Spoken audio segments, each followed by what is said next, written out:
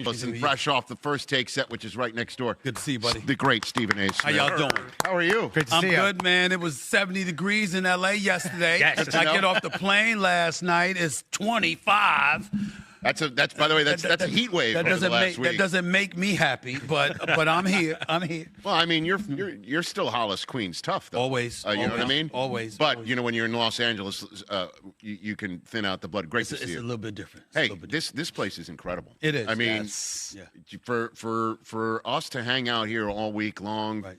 Get Up here, First Take there, we're here when Get Up's out, and then everybody else around here. Now I know I saw you on The View the other day. You're just walking down the hallway. It's unbelievable. It's 20 feet. It's 20 feet. Good Morning America is 50 feet. I'm like, this is why they did it. You know what I'm saying? It ain't hard to get these people on the show. They right here. You got no excuse. Yeah. That's right. So let's just jump in because I Yes, know sir. you're heading off to your one of your many other shows. Yeah.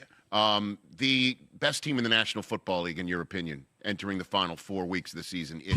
It's a tough one. I'm going to go with the Los Angeles Rams. You are. I just think that Matthew Stafford is playing out of his mind. Puka Nacua is big time. Vontae Adams, with what he's doing, is a reliable weapon in the red zone, obviously, and getting touchdowns, closing the deal for you. And that defense is special enough to make that kind of noise. And I think that Sean McVay is arguably the best coach in all of football. I think, right now, coach of the year is between Vrabel and Ben Johnson, in my estimation, because of what's been going on in New England and Chicago, what the expectations were, what they've done to exceed them.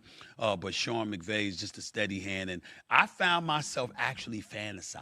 Okay. Just like you had Brandon Graham come out of retirement to play for the Philadelphia. What if Aaron Donald had decided to do that for the Los Angeles Rams? I mean, it ain't going to happen in all likelihood, but you watching the Rams play this year, seeing how formidable they are, I actually found myself fantasizing about Aaron Donald returning to the Los Angeles Rams because I think they're a big-time team, and I think they have a big-time coach. Well, I mean, I can pretty much say with certainty that the Rams have called Aaron Donald about that more times than the Colts have called Phillip Rivers. I just don't think Aaron wants to do it, but it would obviously put the Rams even on a different plane. Yeah. On the opposite end of the spectrum, you've got two 15-win teams from last year, Chiefs and the Lions on the outside looking in. The Lions have a much better shot to make it than the Chiefs, who really need a lot to get some help. You've got the Vikings, 14 wins from last year, definitely not making the playoffs. Commanders, 12 wins from last year, same thing. It seems to be completely turned upside down. If you had to name the team that's disappointed you the most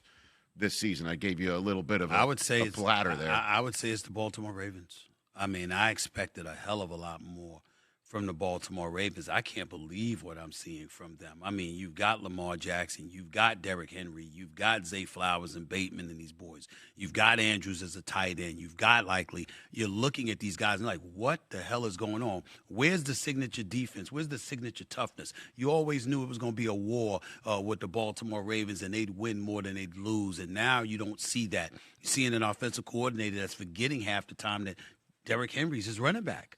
You're looking at Lamar Jackson has been playing with injuries, but even as he's come back and looked a bit healthier, his game hasn't been indicative of that because it's been a bit sluggish compared to what we're accustomed to seeing from him. They're not finding ways to win. And then I think about Baltimore and Buffalo. Buffalo's not in that category in relation to your question, of course. But I think about them in this way. I think the window of opportunity is rapidly closing. Once upon a time, it was Patrick Mahomes.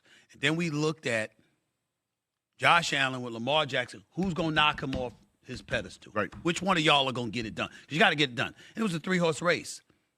New England saying, nah, it's a new day. Denver saying, nah, it's a new day. Denver was on 10 straight. They haven't lost a home game in 14 months. They're like, nah, it's a new day. The Chargers are like, it's a new day. The Texans are coming. Yes. I believe that the Texans are the sleeper to come out of the AFC with their defense, which is ferocious as it gets. I'm just looking at this and I'm saying, how could Baltimore have fallen like this? I mean, they still got a chance, but they don't look good. They just don't. It's been difficult for, I think, a lot of us in the national media to wrap our arms around the idea that it is a new day. Yeah. That there are a lot of teams coming for a new day. And it's been difficult to watch what the Eagles have gone through over the last 3 weeks, but the pieces are still there. I still can't put my finger on what the rest of the iceberg looks like. The problem with the Philadelphia Eagles is the offensive coordinator. And the reason I say that, it's not him like, oh, my goodness, he doesn't know what he's doing. But here's the problem. He's a first-time coordinator. Mm-hmm. And when you look at Kevin Patullo, he doesn't deserve to have his house egged. Of course not, right. Well, we don't need that kind of belligerence and stuff like that. We get it. But the flip side to it is this. You have the same weapons. A.J. Brown is still there. Devontae Smith is still there. You know, that offensive line, even though Lane Johnson was out, still there. Jalen Hurts is still there. What's going on? Right. And the difference is the offensive coordinator. And, you know, 1 minute you're running the ball more than you're passing it. Another minute you're passing the ball 113 times, but over a 3-game span, we're only running it 60 times. You look at Saquon Barkley. What the hell has happened to him? I went into Monday night's game because I was at the Chargers game against the Eagles, and I walked into the game saying there's an APB out for Saquon Barkley. The LAPD looking for him. Where you going to find him? And they found him because he showed up. 122 yards rushing, but they still lost. A.J. Brown has been one of the top 2 receivers in the game over the last 3 weeks. They still lost. A defense that's got a 21-point lead on the Dallas Cowboys. They lose the lead. You're like, what the hell is going on? And they just don't seem to know who they are, what their identity is. And unfortunately, I don't think it's something that you could just turn on and turn up. Because Seattle's going to have something to say about it. LA's going to have something to say about it. And the Detroit Lions showed you, you know, that they're going to have something to say about it as well. I just knew it would happen. I told everybody, just be patient. Just wait for it. Right. You know, just wait for it. Everybody was excited. You know, even I was excited. I was like, you know what? Yeah. I'm like, Jerry's my buddy. That's my Libra buddy right there. And I said, you know, damn it, I'm tired of rooting for him to lose. I mean, damn it, he's 83 years old. I want him to get something, all right?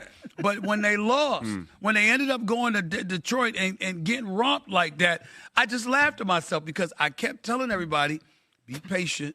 Just wait. I didn't know it was going to be that game. Right. But I just said, just when you have when you heap expectations on them, they will collapse. They just don't let me down. It's been 30 straight years. They haven't let me down. This is what they do. Nope. And so, I mean, I just laugh about it, but in the same breath, listen, give the credit where credit is due. They have looked formidable. And Jerry Jones and how much he was maligned for letting go of Micah Parsons, we can't do that now. They have looked like a different team since Williams arrived. They have looked like a different team since Logan Wilson and Overshawn has come back and Logan Wilson was acquired. They have looked like a different defense, and offensively, they've looked like a juggernaut. When you lost to Chicago, CeeDee Lamb got hurt because stupidly somebody had him coming out of the backfield running the damn football. That's what TJ's been saying. They're very dumb. Very dumb for them to do. He's not built to be going up against defensive linemen and linebackers. Yeah. He's built to get into your secondary against safeties and quarterbacks. You can't put him in that position. So you got hurt that game, and then he got concussed, obviously last game or whatever against Detroit. So all of those things you look at and you just say, it's just not going to happen for the Dallas Cowboys this year. But next year, they'll be ready next year. This is what they're going to do. They win the Super Bowl next year. This is what we're going to hear. No, I know you're I know you're friendly with Jerry Jones. No, I know that. And one of my favorite moments of the year is when you were sitting with Jerry in that Monday night game in Dallas against Arizona. Yeah. And when things began to go south, they showed you, and at that point in time, you were like, I gotta run. I gotta get because you know it's like it's not great when you're around an owner of the NFL and it's going south. I got a lot of love for Jerry Jones. Yes. I've gotten to know him over the years.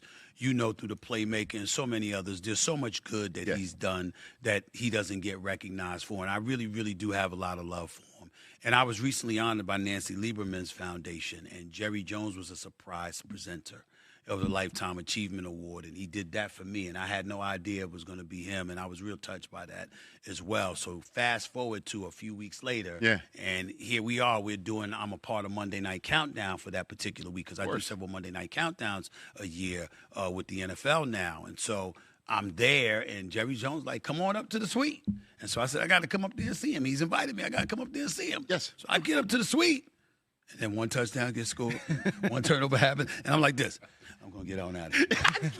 I'm gonna get on out of here, man, because I don't want to, you know, I don't want to. I'm not a bad guy. I know it's hard for people to believe, but I'm actually a very nice guy. I don't want to do that. I don't want to troll you like that to your face. Not to his face like that in his booth. Now, yeah, I'm here on television. That's different. I'm doing my radio show. That's different. I'm sitting there on X or something. All right, but damn, in his face and the suite. No, I don't want to do that. You know, that's just classless. I'm not going to do that. When I was up there, I was hoping that the Dallas Cowboys would do well. So he'd have a smile on his face sitting next to me. But as I saw it coming, I was like this. let me get out. Let me get on that. Did you say we start scoring once you got to the box? No. When I said okay. they started. Detroit started scoring. No, and Arizona started livening up. Arizona started livening up, and I saw what was coming, and I was like, let me get out of But here. does he ever say to you, hey, just lay off a little bit? Never, ever. Not one time. He loves it when I talk about the Cowboys. Well, because, a lot of times, and believe it or not, there's a lot of times we have serious discussions off the air where I'm literally giving him my honest, heartfelt opinion about what he should do for them to get better. And he's like, I ain't listening to that. And he said it, and there's a couple of times he said, see, I did do it. But there are other times where, 80% of the time, like, I'm not listening to a damn thing you saying. This is what I want to do. I'm like, okay, certainly Micah Parsons. I didn't want to see Micah Parsons gone. To me, he's a Dallas Cowboy, and he wanted to be a Dallas Cowboy. He just wanted his money, and Jerry didn't want to give it to him. Well, my attitude is if you're going to move him earlier.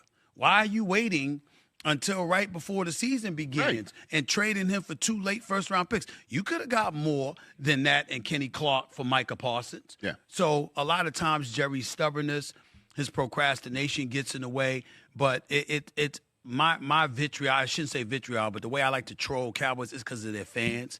It's not because of Jerry. It's not because of Michael Irvin. It's not because, even though when Michael Irvin's off tee, when Michael Irvin and I were doing First Take together, I remember when they beat Tampa in the playoffs and Tom Brady and they spanked them. Right. And they had the footage. Michael Irvin walking into the suite with Jerry Jones and the family and hugging everybody. I said, look at him. He's so pathetic. And I was like, I said, he got me now because I knew he was looking forward to coming on the air and getting at me. Yep. And I said, what am I going to say? And my girl asked me, well, what you going to say? What you going to say? I said, you'll see. Wait for it. She said, okay. And we went on TV the next morning. And I said, you got 6 days. Because San Francisco was next. I said, you got 6 days, bro. I said, so you enjoy this moment. And he's like, there you go. That's Michael, there you go. And sure enough, 6 days later, here he comes. Here he comes. And bam! Just like I said. It makes me